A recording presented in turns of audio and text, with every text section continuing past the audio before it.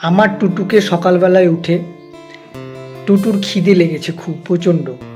টুটুকে একটু ময়দা মেখে ওর মুখের সামনে নিয়ে গেলাম এবং খাওয়ার স্টার্ট করলাম। টুটু খেতে চাইছে না, টুটু খেতে চাইছে না, তবুও আমি জোর করে ওর মুখে একটু ময়দা গুলে মুখে করে ওকে দিয়ে একটু একটু করে একটু একটু করে খেতে দিলাম। তখন টুটু বুঝলো যে আমাকে খেতে দিচ্ছে।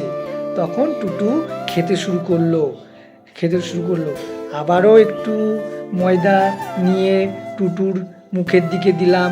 টুটু তখন খাবার খেতে খেতে অভ্যাস হয়ে গেল, খেতে ভালো লাগছে, খিদে লেগেছে, খাচ্ছে টুটু।